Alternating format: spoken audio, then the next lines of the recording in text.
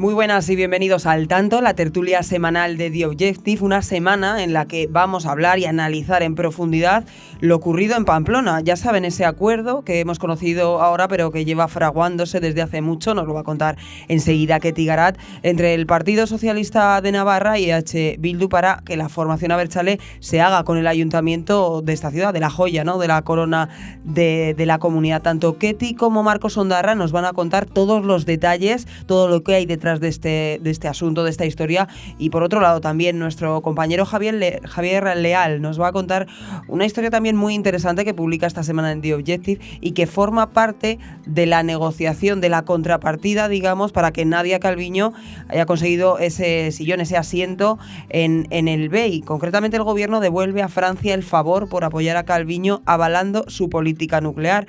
Es curioso, ¿no? En un gobierno, en un partido que está en contra de esta energía, de este tipo de energía como es la nuclear. Y por último vamos a hablar sobre el llamamiento que ha hecho la Legión Internacional para la Defensa de Ucrania. Concretamente ha lanzado en sus redes sociales un anuncio para captar voluntarios entre los hispanohablantes a los que ofrece un sueldo de más de $3.000, $3.300 al mes si están en primera línea de combate y $400.000 para los familiares directos en el caso de que estos muriesen en el frente. Nos lo va a contar Antonio Rodríguez. Comenzamos ya. Y comenzamos, como les decía, saludando en primer lugar a Ketty Garat. Ketty, muy buenas. ¿Qué tal, Rocío? ¿Cómo estás? ¿Qué tal, Ketty? Pues nada, queríamos saber, conocer en detalle, has contado en The Objective ese acuerdo, ¿no? Ese acuerdo que hemos conocido ahora, pero que como tú cuentas lleva fraguándose desde hace bastante tiempo, pero bueno, que por intereses del Partido Socialista no ha sido conveniente, ¿no? Conocer hasta ahora. Exacto, intereses relacionados directamente con la investidura de Pedro Sánchez, con el escenario de la gobernabilidad. Sabemos precisamente de fuentes del Partido Socialista, pero también de Bildu y también de otras formaciones políticas como UPN sobre el territorio en la comunidad foral, que el acuerdo se cerró el 28 de mayo, el día de las elecciones municipales y autonómicas, tras conocer el resultado. Acuerdo entre el PSOE y Bildu para entregar Pamplona precisamente a EH Bildu, pero que no se podía materializar hasta después de las elecciones del 23 de julio, que el presidente del gobierno convocó al día siguiente de las municipales, parapetándose precisamente en esa convocatoria para intentar salvar la gobernabilidad nacional. Bueno, el pacto no solo era retrasarlo hasta el 23J, sino retrasarlo hasta la sesión de investidura de Pedro Sánchez, y lo que sabemos es que así fue, y así nos lo confirman fuentes hasta de la formación abertzale, que lo que dicen textualmente y de una manera muy elocuente es que esto se venía fraguando desde hace tiempo, que no se trata de una cuestión estrictamente local, aunque surja de la ciudad, y que el PSOE nos pidió, dicen literalmente, retrasarlo porque había unas elecciones generales en julio y temían que esto pudiera tener un coste en su perspectiva o en su proyección de voto del Partido Socialista. Además, añaden que las cosas hay que hacerlas en ese terreno, pues sin prisas, no como hizo el Partido Popular en el Ayuntamiento de Valencia, y de esta manera, ¿no?, justifican bueno, pues que se haya fraguado el pacto 6 meses después de que en realidad se hubiera cerrado. Eso es lo que aportamos desde The Objective en esa información. Claro, es verdad que durante estas semanas previas a la investidura de Pedro Sánchez mucho se habló de las cesiones a Junts, de las cesiones a Esquerra Republicana, hubo documentos, ¿no?, con ambas formaciones y siempre se decía, no, es que con EH Bildu no ha habido nada. Claro, ahora ellos insisten en que no, que esto, como estás contando tú, es de antes, que no es ninguna cesión por la investidura. Pero las Claro, negociaciones estaban ahí. claro, es que yo creo que eso es lo relevante, y de hecho yo creo que fuimos el primer periódico en intentar ahondar un poco en ese aparente pacto oculto, que hoy creo que queda constatado que efectivamente había un pacto oculto. Hoy entendemos por qué Bildu se convierte en la única formación, uno de los no, el único socio que no firma por escrito un acuerdo con el gobierno de Pedro Sánchez como contrapartida a la gobernabilidad, a su apoyo a la investidura. ¿Por qué? Porque se trataba de un pacto oculto, inconfesable, y que no se podía anunciar hasta que pasara la investidura, hasta que bueno, pues se superara la prueba de fuego de Pedro Sánchez en el Congreso de los Diputados, y de hecho las próximas informaciones que van a poder leer nuestros lectores en The Objective es concretamente la fecha en la que se le da luz verde y el motivo por el que se le da luz verde, que eso yo creo que es, si cabe, más interesante, porque se produce exactamente unos días después de que se pase esa sesión de investidura el pasado 16 de noviembre. Unos días después ya sabemos que es entonces cuando se da vía libre, se da luz verde para que se cierre el pacto y se ponen a trabajar tanto PSN como Bildu en un acuerdo, en un documento por escrito y en actos, en convocatorias que van a tener lugar en los próximos días. Y luego también hay una figura, Ketty, que dentro de todo este acuerdo y de todo lo que se ha dicho y de todo lo que se ha escrito, toma especial relevancia y que era una gran desconocida para muchos, entre los que me incluyo, en el momento en el que Pedro Sánchez nombra a los futuros ministros, y es Elma Saiz, ¿no? Exacto, Elma Saiz es clave porque se trata, según nos cuentan fuentes precisamente del PSN, pero también de UPN, de las formaciones que están sobre el terreno, sobre el territorio, en el Ayuntamiento de Pamplona. Elma Saiz es una de las personas que forma parte de la cuadrilla, que es como se dice precisamente en el País Vasco y en Navarra, el grupo de amigos más cercanos de Santos Cerdán, el secretario de organización del PSOE a escala nacional, pero también el responsable y miembro militante del Partido Socialista de Navarra. No solo ellos dos, sino también el secretario actual de organización del Partido Socialista de Navarra, María Chivite, la presidenta de Navarra. Es decir, es un círculo muy cerrado de 4 personas y ella cobra especial relevancia porque ella era la persona que se había presentado a las elecciones al Ayuntamiento de la capital navarra, se había presentado a las elecciones el pasado 28M por el PSOE como cabeza de cartel al Ayuntamiento de Pamplona y había negado por activa y por pasiva que se fuera a ceder, que se fuera a entregar precisamente la perla navarra al partido de EH Bildu, que se fuera a entregar esa alcaldía con un pacto con EH Bildu. Y por lo tanto, había que buscarle una salida. Lo que nos explican precisamente estas fuentes, incluyendo a EH Bildu, es básicamente que era fundamental darle una salida a escala nacional porque el crédito del Elma Saiz quedaba seriamente trastocado y que no se podía quedar sobre el territorio para evidenciar sus incoherencias. Por lo tanto, pues consideraban que era muy importante que ascendiera al Consejo de Ministros, mandarla a Madrid, ya digo, a la sazón amiga íntima de Santos Cerdán, el número 3 del Partido Socialista Obrero Español, porque su futuro político, básicamente lo que consideran es que en Navarra había prácticamente muerto. Todo un encaje de bolillos. Vamos a darle la palabra y a presentar a nuestro navarro y además de Pamplona, a uno de ellos, porque tenemos bastantes. Tenemos unos cuantos. ¿Qué tal, Marcos compañeras? Ondarra, ¿qué tal? Muy Un buenas. placer. Cuentas tú y queremos saber un poco los entresijos también de lo que hay detrás de ese pacto, de lo firmado. Hablas de 3 cuestiones clave. Sí, bueno, en primer lugar, y en referencia a lo que nos ha contado Ketty en The Objective, es extremadamente grave porque esto abunda en lo que ha sido un gran engaño, ¿no? El Partido Socialista Obrero Español se presentó a las elecciones del 23J con un ramillete de engaños al electorado bastante considerable. Cada vez vamos conociendo más. El primero fue la amnistía, el segundo fue el de que no iba a haber pactos con la formación Abertzale, le acaban de entregar la alcaldía de Pamplona y era un pacto además que rubricaron de manera verbal, al menos, tras el 28M y que lo ocultaron precisamente para no mermar, para no dañar las expectativas electorales de Pedro Sánchez. Y en segundo lugar, pues nos permite poco a poco ir conociendo en qué consiste ese pacto encapuchado, que lo han llamado algunos, en referencia no solo al ocultismo, sino al pasado terrorista de algunos de los miembros de H. Bildu. El primero de ellos, el líder de la coalición Abertzale, Arnaldo Otegi, que se le conocía como el Gordo en la ETA político-militar, que participó del secuestro del empresario Luis Abaitua, al cual lo tuvieron en un hoyo obligándole a jugar a la ruleta rusa, etcétera, etcétera. Es decir, que no estamos hablando ni mucho menos de un partido homologable a cualquier otro partido que participa ahora mismo en las reglas de juego democráticas. Y vamos conociendo poco a poco este pacto encapuchado. En primer lugar, tuvimos la reforma de la Ley de Mejoramiento de Navarra, de la LORAFNA, el pasado mes de noviembre, que era una reivindicación monolítica de los abertzales y a la cual el PSN siempre se había opuesto y siempre lo había negado, otro cambio de opinión.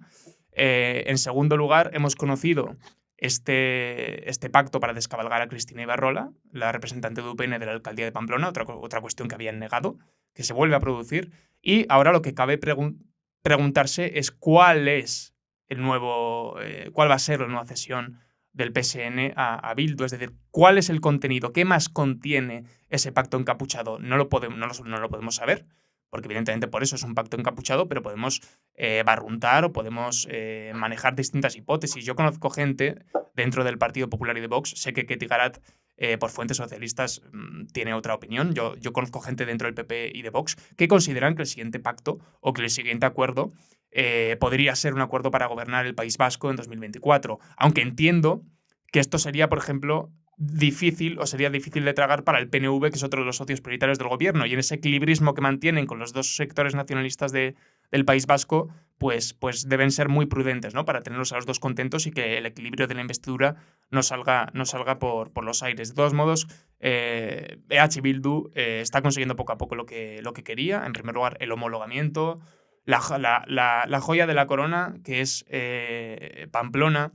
por cuanto es fundamental en esa entelequia que manejan ellos, en esa ficción que manejan que se llama Euskal Herria, ¿no?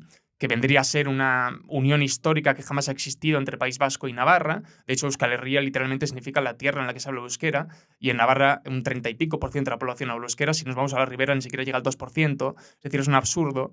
Pero es muy importante para controlar y determinar desde ahí las políticas, ¿no? Por ejemplo, las educativas, que es a por donde van los abertzales cuando se hacen con el Ayuntamiento de Pamplona. Entonces es muy llamativo, y ahora solo nos queda barruntar qué es lo siguiente, pero EH Bildu está en un proceso largo, primero de homologación, de blanqueamiento con la connivencia del Partido Socialista, ahora van a la liberación total de los presos, que es algo que se va a consumar de facto en los próximos años, por cuanto ya están todos acercados, se les concede el tercer grado y terminan en la calle en cuestión de años, y con ongi etorris y con todo tipo de parabienes y de recibimientos, ¿no? Como si fueran héroes y demás. Y EH Bildu poco a poco está consiguiendo lo que quería. Un partido por desgracia. progresista, ¿no? Sin haber Dicen hecho, desde sí, el bueno, sin haber PSOE. hecho ningún tipo de cesión. Porque las cesiones siempre son por parte del Partido Socialista. El EH Bildu no ha hecho ningún tipo de cesión. Mantienen como vicesecretario tercero a David Pla, que fue el último jefe de la banda terrorista ETA. Sigue Arnaldo Otegi ahí. Es decir, no han hecho ninguna cesión, no han condenado jamás el terrorismo de ETA. De hecho, siempre utilizan circunloquios y ambajes, no, todas las violencias, equiparando la defensa legítima del Estado con el terrorismo de la banda terrorista, ¿no? Sí que han puesto un candidato más aseado, ¿no? Sí, claro, Esto también en tus que precisamente esa es una tesis que maneja el Partido Popular y Vox para decir, bueno, es que quieren pactar con el PSOE, ¿no? Porque igual pactar con Arnaldo Otegi ya es un poco excesivo, pero bueno, si presentan a un tipo un poco más Claro. aseadito y demás, pues oye, quizá no le hacemos tantos ascos, ¿no? Pero bueno, que siguen siendo quienes siguen siendo. Es una estrategia de piel de cordero sobre el lobo, que ya es vieja, desde luego, en el partido de EH Bildu. Yo creo que el relato que hace Marcos es muy acertado, porque es verdad que es algo que se viene llamando desde hace tiempo ya por parte de EH Bildu la estrategia de la pacificación estratégica, que es bueno, pues tener serenidad, no tener prisa, no tener necesidad, al fin y al cabo. Y yo creo que esto es relevante y es el motivo por el que podemos discrepar a lo mejor en qué es lo que va a pasar en el escenario posterior o en el escenario de los pactos postelectorales a las elecciones en el País Vasco, Marcos y yo, porque yo creo que precisamente siguiendo esa estrategia de la pacificación estratégica, lo que va a hacer Bildu es no optar por una pieza de caza menor cuando puede optar por una pieza de caza mayor, que es el tercer punto que citaba Marcos en su pieza, ¿no? Los presos. La batalla, la madre del cordero, es la excarcelación, la amnistía encubierta a los 200 presos de ETA que todavía cumplen condena, y que supondría la derogación de la actual ley que rige la política penitenciaria, en la medida en la que supondría acabar con el cumplimiento íntegro de las penas. Y esa es una batalla que hasta el propio Otegi, lo citaba Marcos en su artículo, lo dibujó en el acto ese en el que pillaron una puerta cerrada en 2021 y en el que hablaba de presos por presupuestos. Bueno, pues ahí se dibujaba el horizonte. Y el horizonte es, a 6 años vista, hasta 2026-2027, que es el final de la legislatura. Yo creo que la estrategia de Bildu básicamente es no cobrarse ahora mismo no girar el cheque ahora mismo a Pedro Sánchez, porque se lo va a girar con muchos intereses al final de la legislatura y eso se traduce en los presos. Con calma, sin prisas, pero a por todas. O sea, sacrificar, ¿no? Un poco Sí. la comunidad en Bueno, favor pero de conseguir el también tema de los dependen de los presos. resultados, ¿no? Es Claro. decir, no le van a hacer asco si se pueden hacer con la lenda caricha, supongo que por mucho que le den los presos tampoco le harían ascos Claro, si a... los datos como Pero parece que es verdad apuntan. que si esto sigue la proyección que tiene, de hecho también está sucediendo en Navarra, en País Vasco, de cara a finales de la próxima, de cara a finales de esta década, perdón, ya serán la formación nacionalista mayoritaria. Ya serán la Hegemónica, exacto, hegemónica, ya lo serán de exacto, facto, porque sin duda. PNV, Geroa y demás están perdiendo mucho predicamento, entre otras cosas porque tienen una política un poco extraña, ¿no? Están jugando Jugando un a poco con ser. todo. Sí, sí, sí. Al final están jugando a ser la copia del original. Se están. De hecho, Dime, di que ti. No, perdona, Marcos. Es que de hecho lo que yo creo que es inquietante en relación a lo que decías es que al final quien está copiándole la estrategia a EH Bildu es el PSOE. Es Ah, decir, bueno. esa pacificación estratégica la está asumiendo el Partido Socialista, tanto en Navarra como en el País Vasco, en el sentido de decir, oye, mira, sí, vamos a despistar, vamos a disimular, vamos a darle el gobierno, aunque sea la fuerza hegemónica Bildu, que esto lo unas semanas o hace meses en The Objective, aunque sea la fuerza hegemónica EH Bildu en las próximas elecciones autonómicas que se celebren a principios de 2024, le vamos a dar la Lehendakaritza, vamos a mantener nuestro pacto de gobernabilidad con el PNV y por lo tanto así disimulamos, aparentamos, nos ponemos también nosotros la piel de cordero, ¿no? Y disimulamos el pacto a largo plazo, el pacto, la hoja de ruta realmente importante, la condición de socio preferente que mantiene actualmente el PSOE con EH Bildu a largo plazo, que es la que nos interesa, que es esa consideración de Bildu como partido progresista, claro. que es lo que desveló precisamente Óscar Puente esta semana en el Congreso de los Diputados. Son los de Bildu, no es el PNV, que es la derecha política en el País Vasco, pero vamos a disimular temporalmente, pero acostumbrado a la perdemos. No, pero en referencia a lo que decía Ketty, yo creo que precisamente los que disponemos de memoria histórica o los que estamos del lado de la verdad tenemos que recordar quiénes son esta gente, ¿no? Por mucho que Óscar Puente diga que son un partido progresista, democrático. etcétera, democrático. Esta gente presentó a 44 condenados por terrorismo el pasado 28 de mayo, 7 de los cuales tenían delitos de sangre. Volvemos a recordar quién es Arnaldo Otegi, un miembro, un secuestrador de la banda terrorista ETA. David Pla, vicesecretario tercero, fue el último jefe político de ETA. Es decir, que por mucho que la mona se vista de seda o que intenten vestir a la mona de seda, mona se queda. Y además es especialmente sangrante, especialmente infame y paradójico que precisamente la izquierda, tanto política como mediática, que se rasgaba las vestiduras este lunes, ¿no? Con unas palabras sacadas fuera de contexto de Santiago Abascal, porque podían incitar a la violencia, porque decían que incitaba a la violencia, el martes asuman como perfectamente normal y legítimo que se pacte con un partido que tiene todavía un proceso muy largo por delante para poder homologarse democráticamente al resto. Pero ya, yo os pregunto, a la ciudadanía, al final al votante, de cara al año que viene, pues hay varios procesos electorales autonómicos y también elecciones europeas. ¿Esto va a pasar factura al PSOE?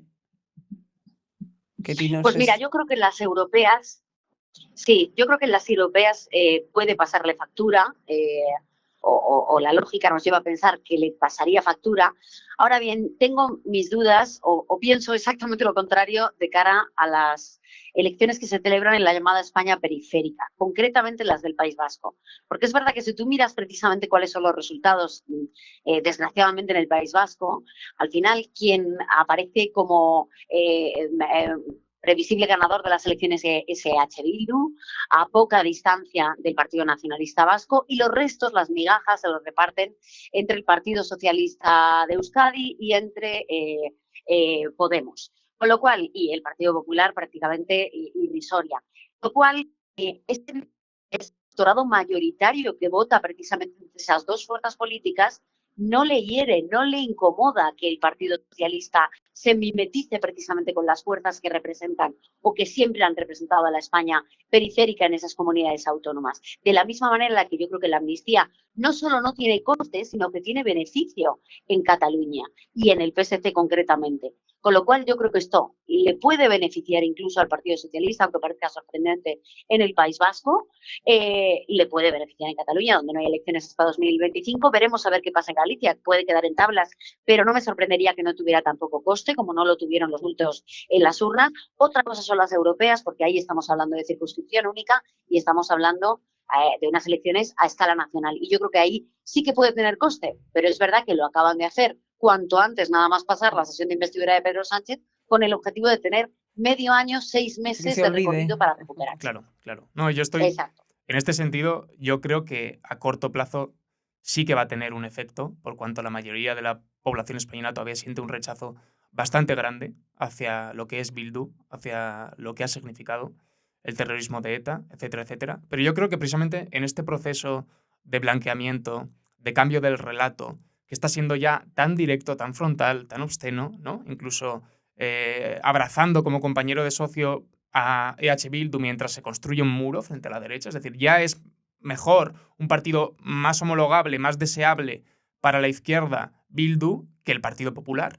En este empeño tan burdo, pero a la vez tan directo y tan frontal de propaganda, yo creo que va a permear y va a calar con los años. O sea, lo que van a conseguir de aquí a 3-4 años es que Bildu, en efecto, se ha percibido ante la mayor parte del electorado como un partido homologable, deseable, progresista, etcétera, etcétera, ¿no? Ahí entra en juego la propaganda y precisamente si algo son maestros desde Moncloa son estas cuestiones en la propaganda. Ya se han quitado... Porque cuando les podía hacer daño era el 23J, ya se han quitado ese eslabón y ya van a calzón quitado. Pues sin duda, veremos qué ocurre en los próximos años, veremos qué ocurre en las próximas elecciones, las citas que hay bastantes pendientes de cara a 2024. Ketty, Marcos, muchas gracias, compañeros. Un placer.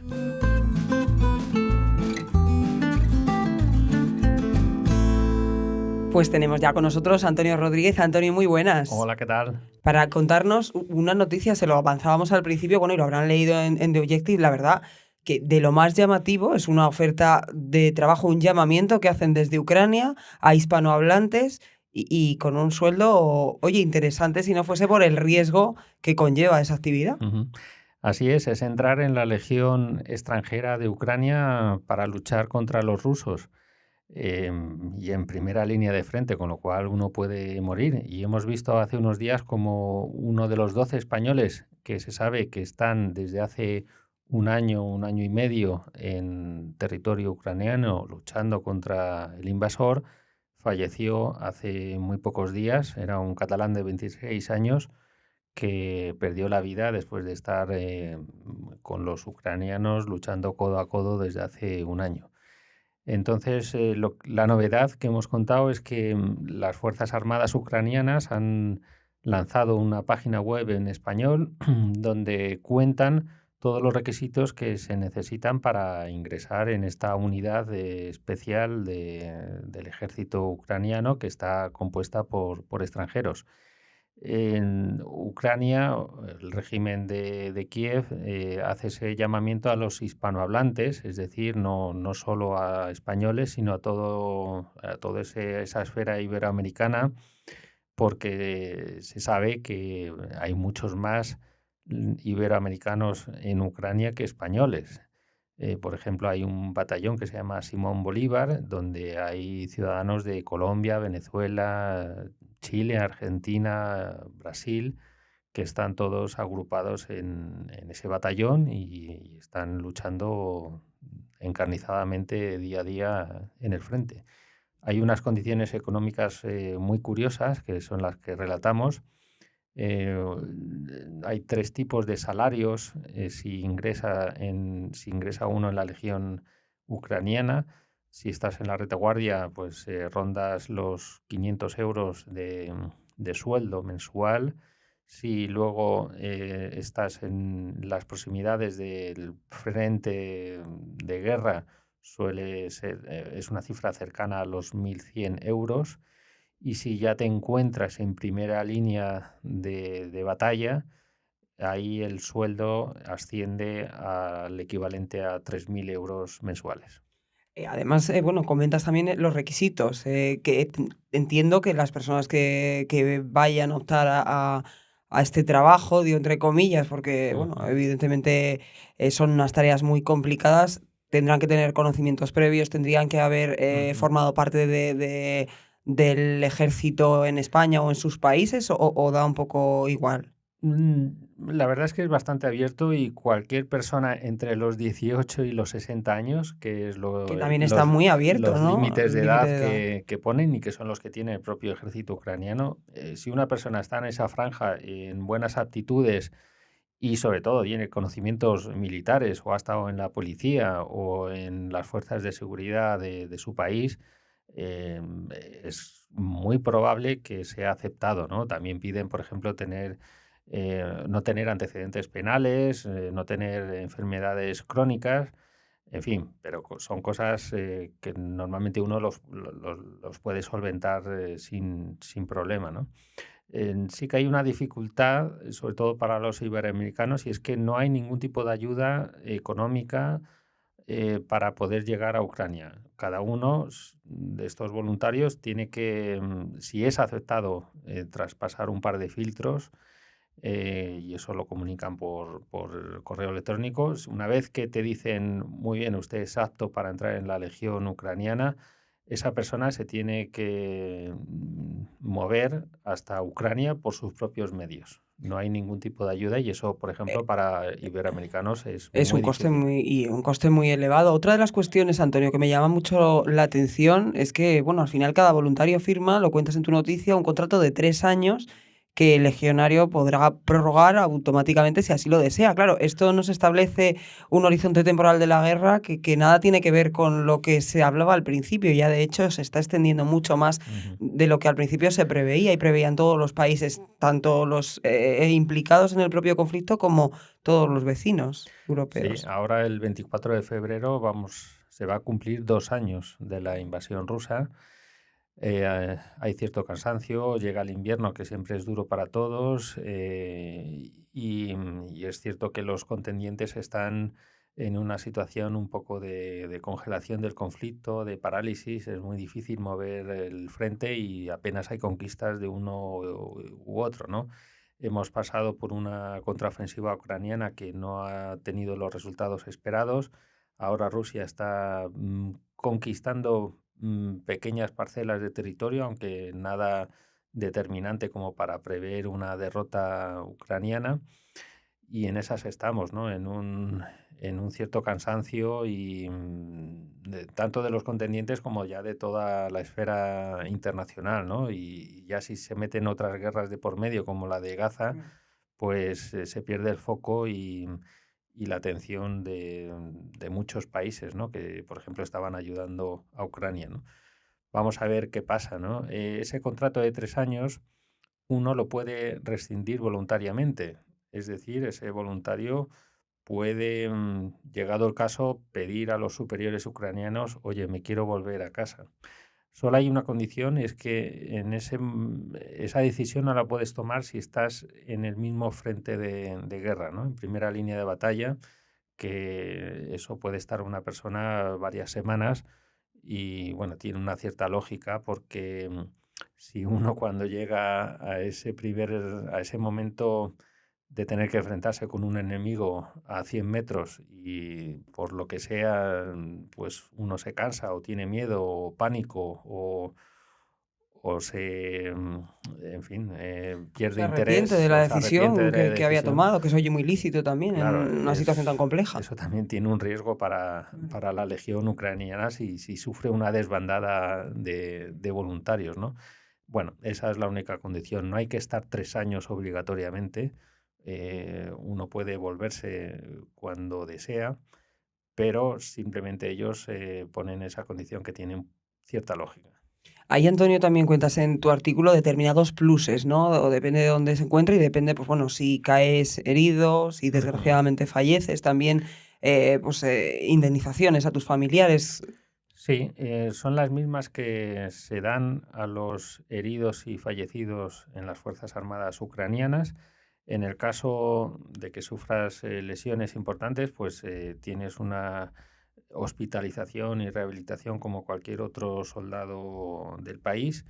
Y en el caso dramático de fallecimiento, como hemos visto con este joven catalán de 26 años, existe una compensación para los familiares más directos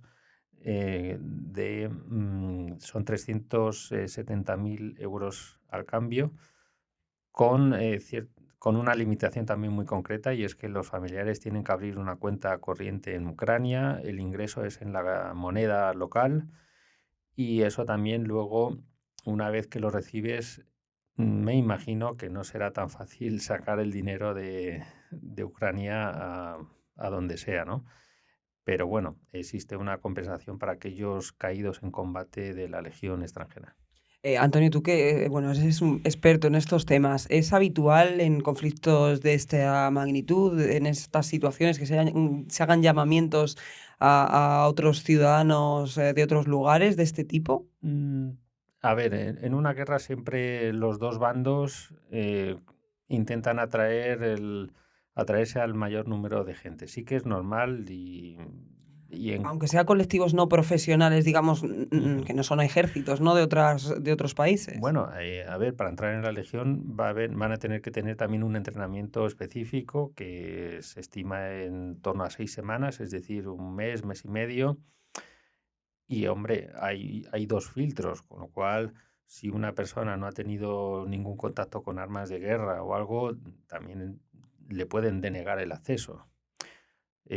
Pero recibir gente desde el primer momento, el gobierno de Zelensky abrió la posibilidad que todo el que quisiera pudiera ir a Ucrania a defender este país de la invasión rusa. O sea, eso ha sido desde el principio, y los propios rusos también han tenido y tienen personal de naciones amigas que han ido allí a luchar al frente. O sea que siempre los bandos no ponen reparos para tener voluntarios, o lo que se llama un poco también despectivamente en algunos sitios, mercenarios.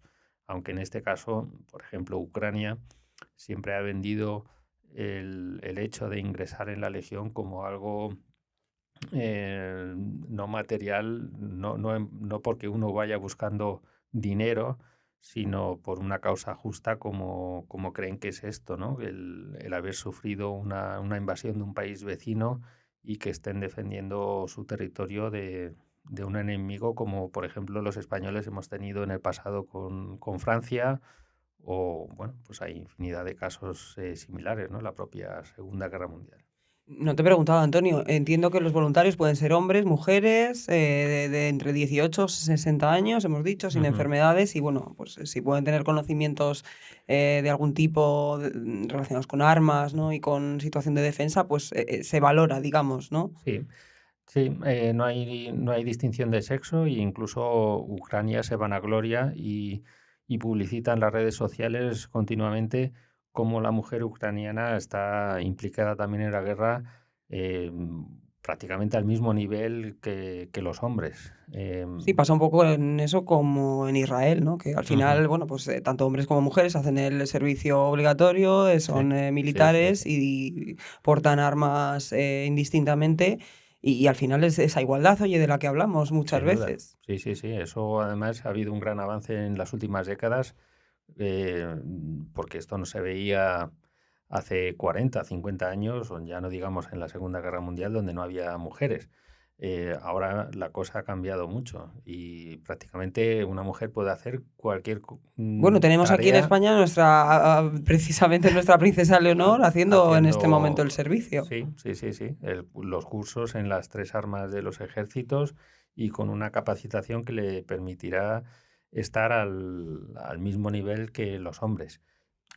También es cierto que llegado el momento de enfrentarse en un ataque, por ejemplo, a unas trincheras o a una zona determinada del territorio que está en disputa, bueno, ahí siempre un jefe de unidad puede elegir a unas personas, hombres o mujeres, para que hagan ese cometido, ¿no? Y llegado el caso, a lo mejor en un primer instante puedes pensar que a lo mejor los hombres pueden tener una actitud más valiente, más agresiva en un momento dado, o una mujer, como hemos visto también, Más que habilidosa en más otros. habilidosa en otras tareas, como por ejemplo lo que son los snipers, ¿no? Los que disparan desde larga distancia Los y francotiradores, ¿no? francotiradores. Con lo cual, prácticamente, vamos, la mujer, y en Ucrania lo estamos viendo, tiene los mismos deberes, las mismas obligaciones y está en la misma posición que un hombre. Ahí no hay ninguna distinción destacable, ¿no? Con lo cual, cualquier persona, hombre o mujer española, podría intentar entrar en la Legión ucraniana. Y ya, Antonio, por último, que no quiero quitarte más tiempo, hablamos de esos 2 años que se van a cumplir pues en las próximas semanas. El horizonte sigue sin verse cerca, desgraciadamente, del final, ¿no? de este conflicto. Ujú. No se ve cercano al final del conflicto. Es verdad que Rusia ha conseguido una porción de terreno muy importante de Ucrania y mantenerla, porque la contraofensiva que hubo hace unos meses, antes del verano, se pensaba que iba a ser mucho más potente en cuanto al esfuerzo ucraniano y los resultados, cosa que no ha sido. Con lo cual, bueno, pasados 2 años, Rusia puede decir que ha conseguido parte de los objetivos que tenía. Y aquí el riesgo que tiene Ucrania es que todo el mundo se olvide de esta guerra, se quede en una situación como la que está y pasado un tiempo Rusia vuelva al ataque con nuevos bríos y nuevo armamento, ¿no? Eso es lo que tiene que intentar evitar Ucrania desde mi punto de vista, el que caiga este conflicto en el olvido, porque si es así lo va a tener muy difícil en el futuro.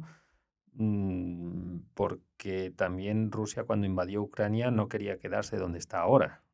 Quería controlar mucha más porción del territorio ucraniano, sobre todo lo que es todo el sur que colinda, o sea, que está bañado por el Mar Negro.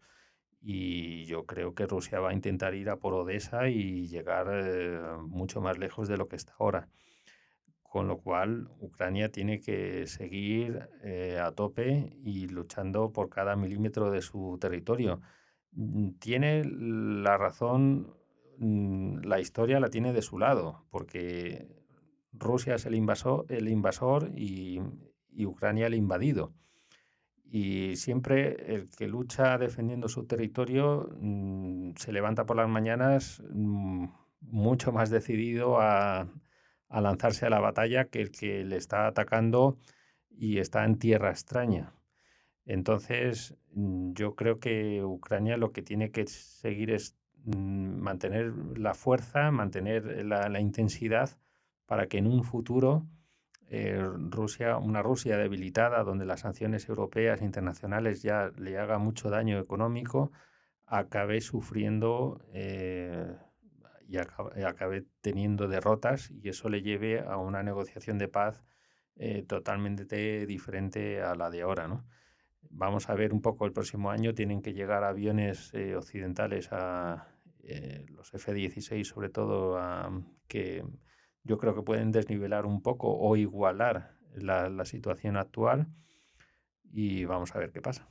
Antonio Rodríguez, muchísimas gracias por todas esas claves. Gracias. Muy bien.